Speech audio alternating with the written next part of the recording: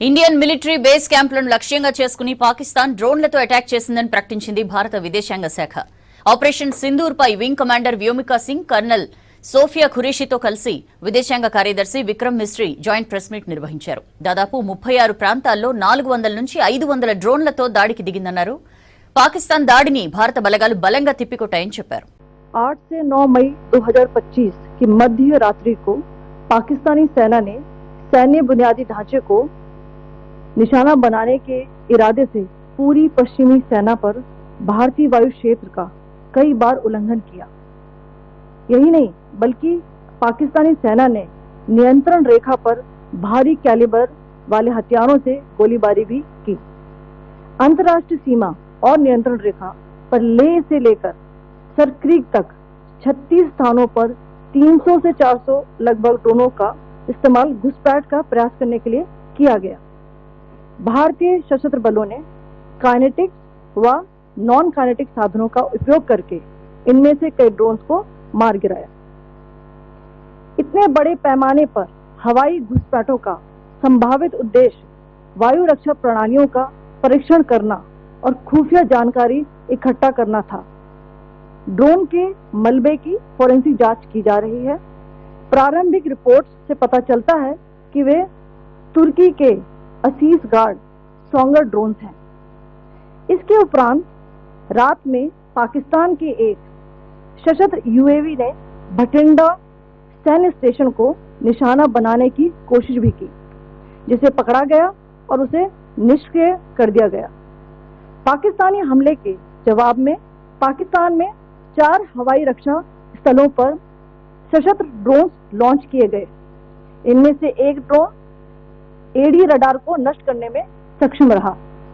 पाकिस्तान ने जम्मू कश्मीर के तंगधार, उरी, पुंछ, मेंढर, राजौरी, अखनूर और उधमपुर में भारी कैलिबर आर्टिलरी गन और सशस्त्र ड्रोन्स का उपयोग करके नियंत्रण रेखा के पार गोलीबारी भी की, जिसके परिणाम स्वरूप भारतीय सेना के कुछ जवान हताहत हुए और घायल हुए.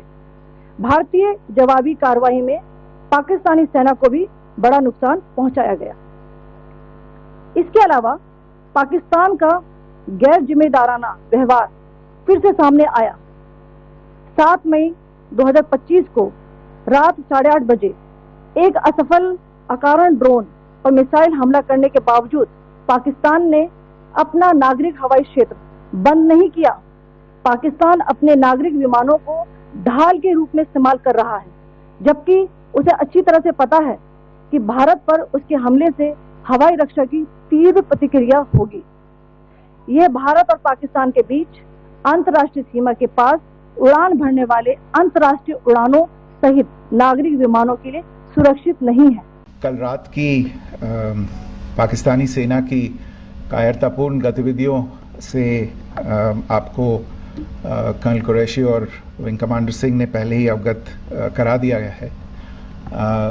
These provocative and escalatory actions that were taken by Pakistan last night were targeted at Indian cities and civilian infrastructure, in addition to some military targets.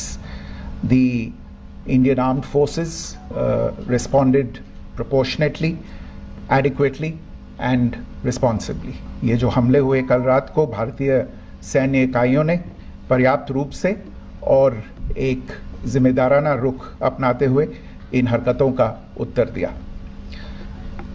What I want to underline is that the official and blatantly farcical denial of these attacks that Pakistan carried out by the Pakistani state machinery is yet another example of their duplicity and the new depths that they are plumbing in their quest for disinformation. The other point in the same vein is Pakistani claims that they did not target or attack any religious places. You would recall that yesterday I shared with you an incident related to the attack on a Gurdwara in Punch. Instead of owning up to these attacks, Pakistan made the preposterous and outrageous claim that it was the Indian Armed Forces and the Indian Air Force that was targeting cities like Amritsar and trying to put the blame on Pakistan.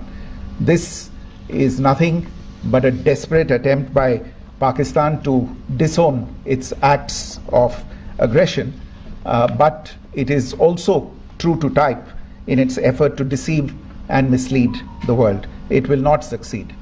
The Gurdwara in Poonch in particular was attacked by Pakistan, and some local members of the Sikh community, including a Ragi of the Gurdwara, lost their lives in this incident, as I shared yesterday. TV पर आप इस हमले के चित्र देख सकते हैं.